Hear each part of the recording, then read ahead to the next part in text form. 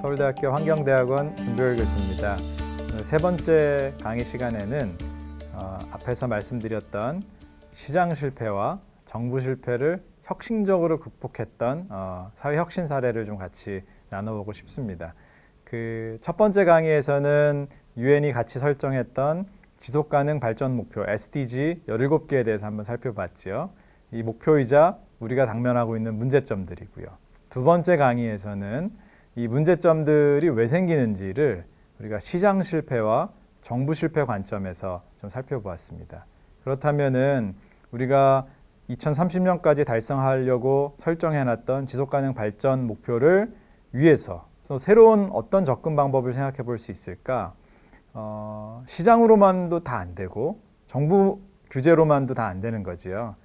저는 이 시장 실패와 정부 실패를 잘 극복할 수 있는 혁신적인 사례가 바로 사회혁신이라고 생각하는데요. 그 대표적인 게 바로 소액금융이라고 생각합니다.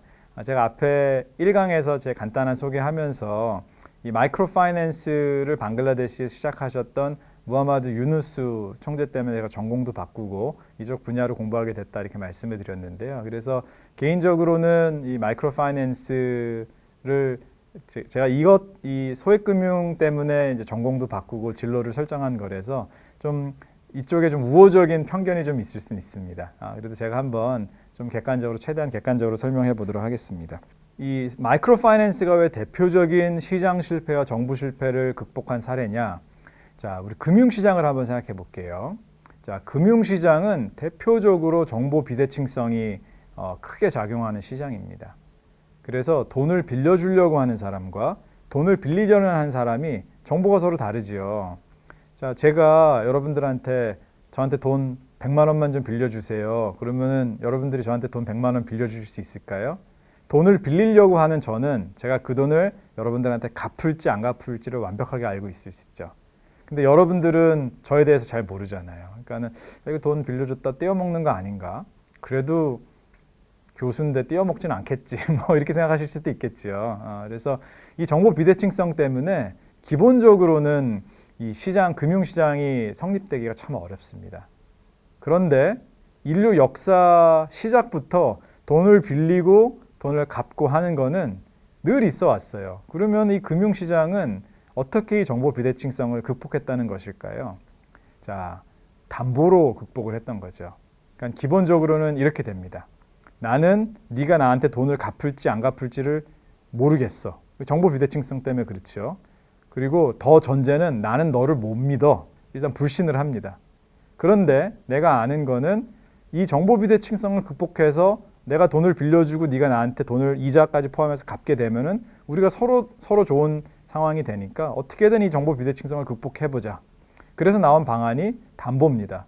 자, 그러면 너가 집 문서를 담보로 한번 걸어볼까? 땅 문서 담보로 걸어볼까? 그러면 내가 돈을 빌려줄게. 만약에 네가 돈 못 갚으면은 이 담보는 내가 가져가는 거야. 이렇게 되면서 이 담보를 통해서 정보 비대칭성을 극복할 수 있었던 거죠. 그런데 어떤 문제가 있느냐? 담보가 없는 가난한 사람은 이 금융시장에서 완전히 소외가 돼버린 거죠. 자, 이게 엄청난 시장 실패인 거죠. 그래서 이 가난한 사람들은 담보를 설정할 수 없기 때문에 금융시장에서 돈을 빌릴 수가 없어요. 금융 서비스를 이용할 수가 없어요. 이건 대표적인 이제 시장 실패인 거죠. 그래서 이제 다양한 정부에서 어떤 이 시장 실패를 어떻게 극복하려고 했냐면은 정부 정책 금융을 통해서 돈을 이제 막 낮은 이자율로 막 빌려주고 농촌 지역에 농업 금융 은행 같은 걸 막 많이 만들었었어요. 그런데 이 정부가 이 시장 실패를 해결하려고 들어갔다가 오히려 회수율도 엄청나게 낮고 높은 운영비 때문에 엄청난 손실만 더 끼쳤어요. 이거 뭐 정부가 빌려주는 돈인데 안 갚아도 돼? 뭐 이렇게 생각하는 사람도 있었고 필요 없는 사람들한테 막 돈을 대출해 주는 경우도 있었고 이 정부 정책 금융을 운영하면서 엄청나게 비효율적인 운영 방식으로 진행하는 경우도 있어서 오히려 이 시장 실패를 극복하겠다라고 들어갔다가 오히려 더 큰 정부 실패를 만들어내는 사례도 많습니다. 자, 그러면 이 가난한 사람들에게 이 금융 서비스가 제공되지 않는 이 시장 실패와 정부 실패를 이 무하마드 유누스를 필두로 시작했던 이 마이크로 파이낸스는 어떻게 극복했는가? 이 얘기가 참 재밌습니다. 자, 이 방글라데시 무하마드 유누스 총재 이야기인데요. 미국의 벤더빌트라는 대학에서 개발경제학을 전공하시고 이제 방글라데시 치타공 대학 경제학과 교수로 부임을 하셨어요. 그런데 이 방글라데시가 큰 기근을 겪으면서 많은 사람들이 아사하고 너무나 가난한 사람들이 많으니까 인근 조브라라는 마을에 가셔서 이 무하마드 유누스 총재가 가난한 사람들한테 자기가 갖고 있었던 돈을 조금씩 들려주기 시작해요. 이 무하마드 유누스는 가난한 사람들이 가난한 이유는 이런 자기네들 경제활동을 하기 위한 최소한의 자본을 투자할 수 없기 때문에 계속 가난의 굴레에 있는 거기 때문에 이분들에게 필요한 자본을 대출해주게 되면은 이분들이 그걸로 돈을 벌어서 대출을 갚고 그리고선 경제 발전할 수 있다, 소득을 늘릴 수 있다 이렇게 생각을 한 거죠. 그래서 이게 70년대에 시작했던 이 마이크로 파이낸스 그라민은행이 그라민은행은 번역하자면 시골은행입니다. 이 방글라데시에서 거의 1,000만 명에 가까운 회원들을 모집하고 있고요. 그 다음에 8만 개 이상의 마을에 이런 소액금융 서비스를 제공하고 있습니다. 그라민은행뿐만 아니라 바라악과 같은 아주 대표적인 방글라데시의 유명한 이런 소액금융 단체들이 많고요. 전 세계적으로도 이 엄청나게 큰 이 소액금융 기관들이 지금 빈곤 퇴치를 위해서 큰 기여를 하고 있습니다. 그라민은행 이 마이크로 파이낸스 문제 이게 수천만 명에게 확산이 됐다는 거는 정보 비대칭 문제를 잘 해결했다는 뜻이죠. 자, 그러면 어떻게 해결했을까요? 자, 정보 비대칭성 때문에 생기는 문제가 뭐라고 했죠? 역선택의 문제와 도덕적 해이 문제입니다. 돈을 제가 빌려주는 사람을 잘 모르기 때문에 돈을 빌리러 오는 사람들은 신용이 높은 사람들이 아니라 신용이 낮은 사람들이 주로 돈을 빌리려고 할 수도 있어요. 역선택의 문제죠. 두 번째는 돈을 빌려가지고선 제 앞에서는 이걸로 열심히 사업하겠습니다, 돈 벌겠습니다 얘기해놓고서는 그 뒤에는 그 돈 갖고선 도박할 수도 있고 술 먹을 수도 있고 이런 도덕적 해이 문제도 통제를 할 수가 없는 거죠. 그러니까는 이 가난한 사람들은 담보를 설정을 못하니까 이 정보 비대칭성 때문에 돈을 빌릴 수도 없고 빌려주는 사람 입장에서도 이 역선택의 문제와 도덕적 해이 문제를 통제할 수가 없고 어떻게 해야 될까요? 그런데 이 무하마드 유누스는요, 이 정보 비대칭성 문제를 극복했어요. 그런데 통상적으로 담보를 설정함으로써 정보 비대칭성 문제를 해결하지 않았습니다. 왜냐하면 가난한 사람들은 담보가 없으니까요. 무하마드 유누스는 경제학자였잖아요. 경제학자들은 이 정보 비대칭성 문제가 야기하는 이 역선택의 문제와 도덕적 해이 문제를 너무나 잘 알고 있습니다. 무하마드 유누스는 잘 알고 계셨던 것 같아요. 그래서 어떻게 이 가난한 사람들에게 소액 금융을 대출해주는 그 방식을 설계했냐면요, 이렇게 설계를 했어요. 한 명 한 명한테 돈을 빌려주는 게 아니라 5명이 그룹으로 만들어 오라는 거예요. 그리고 나서 이 그룹의 5명한테 먼저 첫 번째 2명한테 대출을 해주고 이 2명이 잘 돈을 갚으면 그 다음 2명한테 대출해주고 이 그룹의 리더이죠. 리더한테 마지막 한 명한테는 나중에 이제 대출을 해주는 순차적으로 대출을 진행해줘요. 그래서 그룹 대출을 만듭니다.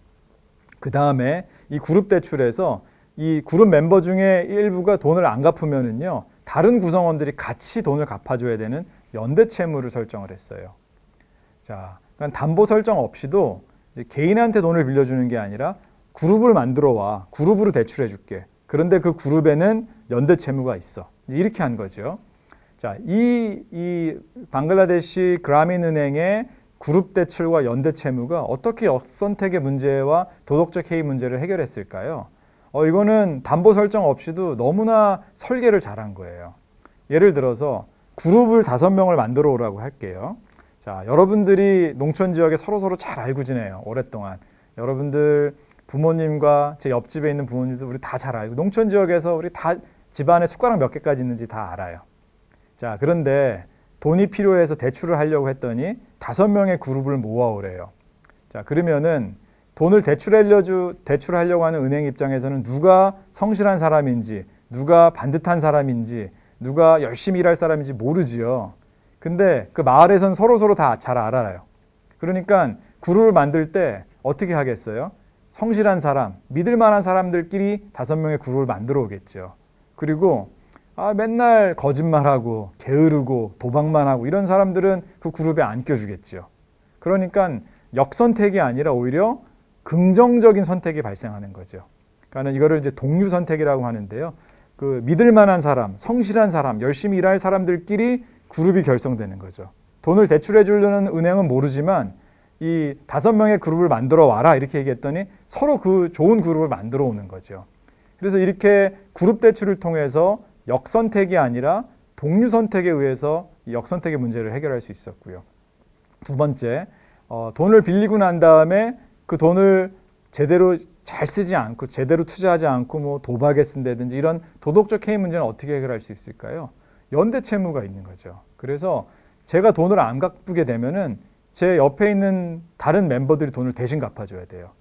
근데 이게 엄청난 피어 프레셔, 동료 압력이 생기는 거죠. 그래서 제가 돈을 받아도 함부로 돈을 투자할 수가 없어요. 왜냐하면 내가 이것 때문에 실패해서 돈을 못 갚게 되면은 그 피해가 제 다른 동료들한테 돌아가기 때문에. 만약에 제가 돈을 빌려서 그걸로 막 도박하다 돈을 다 날렸어요. 그러면은 다른 동료들이 돈을 저 대신 갚아줘야 되죠. 근데 그게 엄청난 압력이에요. 우리가 서로 다 잘 알고 지내는데 그러면은 뭐 저희 부모님도 망신이시고 이 농촌 지역의 끈끈한 사회적인 관계망 속에서 이 그룹 대출과 연대 채무를 설계를 했더니 가난한 사람들한테 담보를 설정하지 않아도 이 돈을 빌려줄 수 있었던 거예요. 놀랍게도 이렇게 소액금융을 대출해줬을 때 상환율이 얼마였는지 아세요? 거의 100%에 가까웠습니다. 96%, 97%. 그러니까 이 소액금융 마이크로 파이낸스 모델이 전 세계로 이제 확산이 된 거죠. 이제 그룹 5명한테 그룹으로 만들어서 연대 채무를 지어주는 게 초창기 그라민은행의 모형이었는데요. 이게 점점 더 발전을 합니다. 그래서 처음에는 100만 원만 빌려주다가 그걸 잘 갚으면 그 다음에는 200만 원도 빌려주고 500만 원도 빌려주고 이렇게 그 더 큰 금액을 빌려주는 인센티브를 줌으로써 또 돈을 담보 없이도 잘 갚게 해주고요. 그 다음에 미래에 요번에 안 갚으면 미래에 그 대출을 거절하는 이런 동태적인 인센티브도 저희가 만들 수 있고요. 또 인도네시아의 BRI라는 소액금융기관에서는 이제 어떤 걸 하냐면은요, 땅 문서, 집 문서와 같은 경제적 가치가 있는 담보가 아니더라도요, 그 대출하려고 돈을 빌리려고 하는 사람한테 소중한 물건들을 담보로 설정하는 경우도 있습니다. 예를 들면은 나의 뭐 졸업장이라든지 내가 제일 아끼는 가족 사진이라든지 뭐 부모님의 어떤 물건이라든지 이런 거는 시장에 팔리지는 않는데 그 대출 돈을 빌리려고 하는 사람들한테 되게 소중한 물건이죠. 그런 물건을 담보 설정하는 경우도 있고요. 그래서 이런 그라민은행이 정보 비대칭성 때문에 발생하는 역선택의 문제와 도덕적 해이 문제를 해결해 나가는 방안들을 아주 그룹 대출과 연대 채무를 통해서 해결했는데 요즘은 이제 마이크로 파이낸스 기관들이 더 다양한 방식으로 이런 정보 비대칭성 문제들을 해결해 나가고 있습니다. 처음에는요, 이 마이크로 파이낸스 이름이 마이크로 크레딧, 소액 대출이었어요. 돈을 빌려주는 거. 그런데 이제 가만 보니까 가난한 사람들한테 꼭 돈을 빌리는 것만 필요한 게 아니라 저축하는 것도 필요하더라. 은행에다 저축할 데가 없어요. 가난한 데는. 그러니까 보통 매트리스 밑에 넣어놓고 땅에다 묻어놓고 이러는데 그래서 소액 저축, 마이크로 세이빙, 또 보험도 필요하죠. 마이크로 인슈어런스. 그래서 이런 포괄적인 금융 서비스가 가난한 사람들한테 필요하다. 그래서 이름이 마이크로 크레딧에서 마이크로 파이낸스로 이름이 확장돼서 바뀐 거죠. 그래서 이런 소액금융이 저는 시장 실패와 정보 비대칭성 문제 때문에 발생하는 시장 실패, 또 이걸 해결하기 위한 정부 대출의 실패를 극복했던 아주 훌륭한 사회 성과, 사회 혁신 사례라고 생각을 합니다. 그런데 이게 전 세계적으로 확산이 되면서 꼭 밝은 면만 있는 건 아닙니다. 좀 어두운 면들 좀 있어요. 휴 싱클레어라는 이 소액금융 기관에서 오랫동안 일했던 분이 썼던 책인데 빈곤을 착취하다, 서민을 위한 대출인가, 21세기형 고리대금업인가 라는 2015년도 민음사에서 발간한 책이 있는데요. 이 마이크로 파이낸스 갖고 있는 문제점들을 너무나 잘 설명한 책 중에 하나입니다. 그래서 이런 개발도상국, 최빈 국가에서 마이크로 파이낸스 이자율이 얼마인지 아세요? 100%가 넘는 경우가 많습니다. 이제 미얀마 같은 경우는요, 정부가 그거를 월 2.5%를 규제해서 연 30% 이상은 받을 수가 없어요. 그런데 아프리카의 많은 국가들은 100%가 넘어가는 이자율도 있어요. 그래서 일부에서는 100%가 넘어도 그 돈을 빌려가지고선 수익률이 200%, 300%가 될 수도 있기 때문에 꼭 나쁜 건 아니다라고 얘기하는 사람들도 있지만 또 한편으로는 아니 100%의 이자를 부과하는 게 진짜 이게 가난한 사람들 위해서 돕는 대출이냐, 고리대금업 아닌가. 실제로 가난한 사람들을 위해서 그 마이크로 파이낸스를 해준다고 하면서 이 가난한 사람들에게 오히려 더 큰 피해를 주는 사례들을 이 휴 싱클레어 책에서도 이제 보고를 하고 있습니다. 이 휴 싱클레어 책을 보면은 이 이자율이 너무 높으니까 가난한 사람들이 이 첫 번째 소액금융기관에서 돈을 빌려다가 두 번째 소액금융기관에다가 갚고 돌려막기 하는 경우도 있고요. 그리고 무하마드 유누스가 처음 얘기했던 거는 가난한 사람들이 소액금융을 통해서 돈을 받아서 생산적인 투자를 해서 그걸로 돈을 더 버는 경제활동을 하는 모형이었는데, 사실 소액금융에서 돈을 빌리는 사람들의 그 돈을 빌려서 어디다 쓰나 봤더니 대부분은 소비에 쓰는 경우가 많더라. 이게 진짜 가난한 사람들이 이걸로 빈곤을 탈출할 수 있는 거냐, 이렇게 또 의문을 제기하는 경우에 있죠. 더 큰 문제는 처음에는 자선단체로 시작했던 이 소액금융기관들이 이 소액금융을 이용하는 회원 수가 이제 뭐 수만 명, 수백만 명 이렇게 늘어나면서 이제 어떻게 되냐면은 이 더 큰 투자를 받게 되면서 이 상장을 하게 됩니다. 그 IPO라고 하죠. 주식 상장을 하게 되면서 이 소액금융기관의 창업자들이 수백억, 수천억을 버는 경우가 생겼어요. 그러니까는 이게 윤리적으로 이게 가난한 사람들 이용해서 돈을 이렇게 벌어도 되는 거냐라는 비판도 되게 크죠. 이게 최초로 이 소액금융기관을 주식시장에 상장했던 경우가 이제 멕시코의 콤파르타모스라는 이제 소액금융기관이 있었는데요. 이 윤리적인 논쟁이 되게 컸었습니다. 하지만 그럼에도 불구하고 최빈 국가의 금융 서비스 접근성이 크게 제한되고 있는 가난한 사람들에게 이 마이크로 파이낸스는 이 시장 실패와 정부 실패를 잘 극복하면서 아주 혁신적으로 사회 혁신의 아주 성공적인 사례를 저는 제공하고 있다고 생각을 합니다. 이 사회 혁신 사업 그 사례로 꼭 마이크로 파이낸스만 있는 건 아니에요. 그래서 이 사회적 경제의 또 대표적인 선수 중에 하나가 협동조합입니다.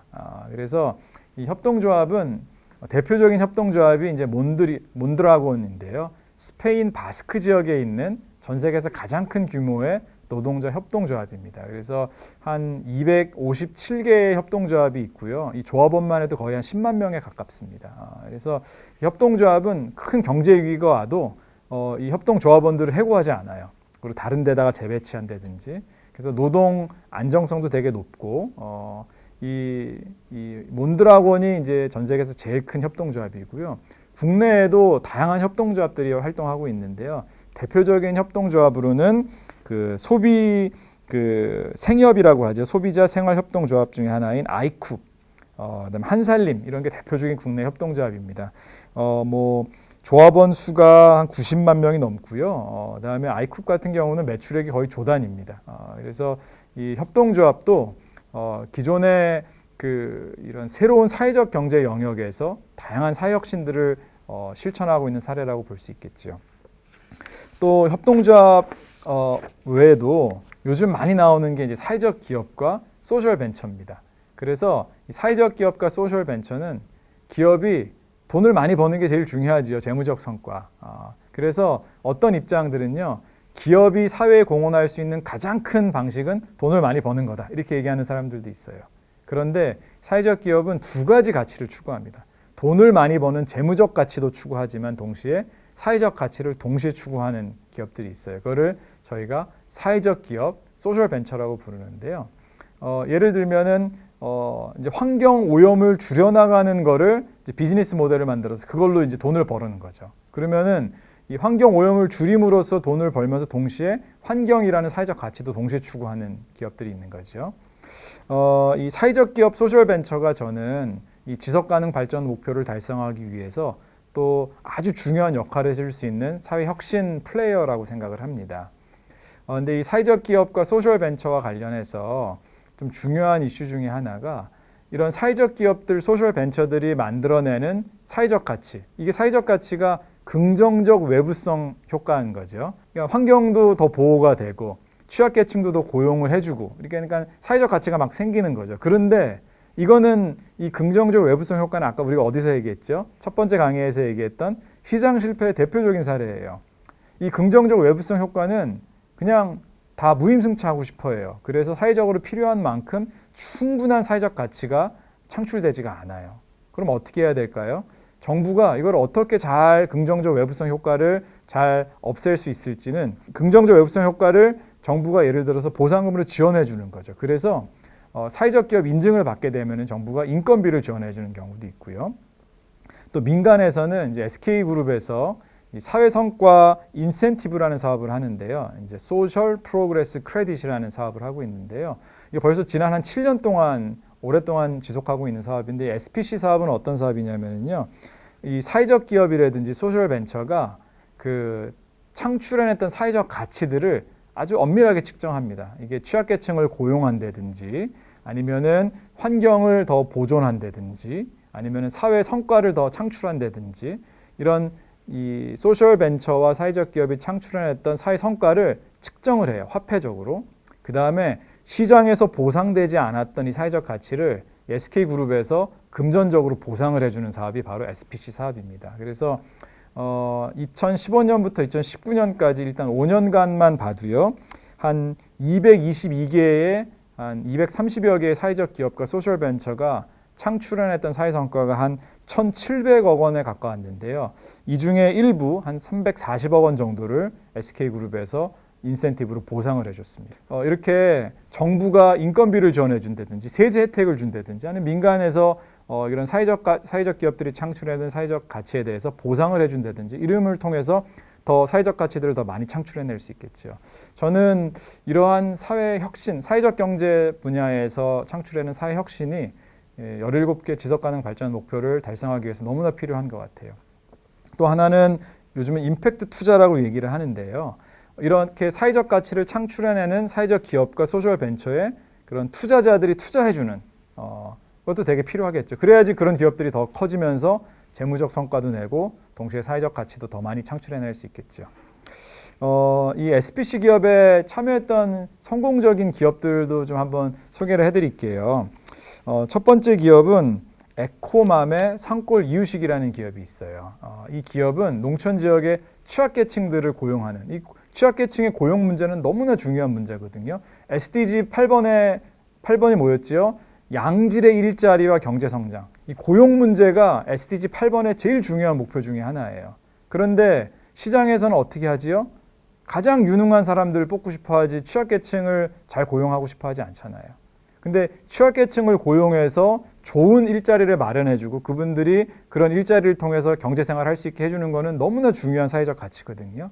근데 이 에코맘의 산골 이유식은요, 농촌 지역의 취약계층 직원들을 고용해서 그 친환경 제철 이유식을 만들어서 친환경 농산물들을 재배하고 이거를 판매하는 기업이에요. 그래서 이 SPC 프로그램에 처음 참여했었을 때 2015년도에는 이 재무 성과가 한 13억 정도를 매출액을 냈었고요. 당시에 사회 성과는 한 1억이 채 안 됐었어요. 우리가 측정을 해보니까 8,800만 원 정도의 사회 성과를 창출하고 있었는데요. 이 SPC 프로그램에 참여해서 이 창출해내는 사회 성과를 잘 측정하고 그거에 따른 인센티브를 계속 주니까 이 기업이 5년 만에 어떻게 성장했냐면은 매출액이 거의 뭐 10배 가까이 늘었죠. 127억. 2019년도에는 매출액이 127억 원이었고 이 에코맘의 산골 이유식이 만들어냈던 사회 성과도 거의 한 8배 이상 늘어서 6억 4천만 원으로 늘었죠. 이 사례를 보면은 이런 소셜 벤처와 사회적 기업들을 우리가 잘 지원을 해주면은 이 기업들이 재무적인 매출도 늘어나면서 동시에 이런 사회적인 문제들을 해결해내는 사회 성과도 더 커질 수 있다는 사례를 보여줄 수 있습니다. 두 번째 기업도 있는데요. 파머스페이스라는 이제 기업인데요. 이 기업은 이제 농산물 유통 플랫폼이에요. 그래서 무슨 상처난 농산물들 다 많이 버리잖아요. 그런 못난이 농산물들을 이렇게 만들어서 이제 농가공 제품들을 판매하는 데인데요. 그래서 농가 소득에 기여하는 업체죠. 이 파머스페이스도 이 2015년도 참여했을 매출액이 한 4.4억 원 정도, 사회 성과도 한 3천만 원 정도밖에 나오진 않았던 기업인데요. 이 보시면은 그 2019년도 5년 뒤에 매출액이 24억 원으로 늘어났고, 그다음에 사회 성과는 10배 이상 늘었죠. 4억 3천만 원. 그래서 이렇게 우리가 이런 시장 실패와 정부 실패를 극복하기 위해서 혁신적인 모습을 보여주는 사회적 경제 주체들, 특히 사회적 기업과 소셜 벤처들을 아주 지혜롭게 지원해 줬을 때 그 성과가 이렇게 크게 발전될 수 있는 좋은 사례라고 생각을 합니다. 그래서 오늘 이제 세 번째 강의에서는 앞에서 얘기했던 지속가능 발전 목표 17개를 잘 달성하기 위해서 우리가 시장 실패와 정부 실패를 어떻게 극복할 수 있을 것인가, 이 혁신적인 사례로서 그 마이크로 파이낸스도 얘기해 봤었고요. 사회적 경제 분야의 뭐 협동조합이나 아니면은 사회적 기업, 소셜 벤처에 대해서 좀 얘기를 했었습니다. 그래서 이 지속가능 발전 목표 17개는 목표도 너무 많고 목표 하나하나 자체가 정말 달성하기가 쉽지가 않습니다. 그래서 예전에 이런 빈곤퇴치, 이런 지속가능 발전 목표, 정부가 뭐 좀 이제 디벨롭먼트 에이드, 공적 원조 자금 좀 내고 정부가 하면 되지, 이렇게 해서는 이 SDG 목표를 달성할 수가 없어요. 정부도 열심히 해야 되지만 우리 기업도 참여해야 되고요. 민간, 그다음에 학생, 학교, 시민단체, 모든 플레이어들이 다 같이 참여해야지 그래도 달성할 수 있을 말까 한데, 이 특히 중요한 참여자 중에 하나가 이제 민간인데요. 그 특히 민간에서도 이런 시장 실패와 정부 실패를 극복할 수 있는 사회 혁신의 모델들을 보여주고 있는 그런 사회적 기업이라든지 소셜 벤처, 또 소액금융, 마이크로 파이낸스도 큰 역할을 해야 되지 않을까, 이런 생각을 했습니다. 그래서 오늘 지속가능 발전 목표를 위한 새로운 접근 방식, 사회적 경제 강의를 좀 진행해 봤는데요. 이것으로써 세 번째 강의를 마치도록 하겠습니다. 감사합니다.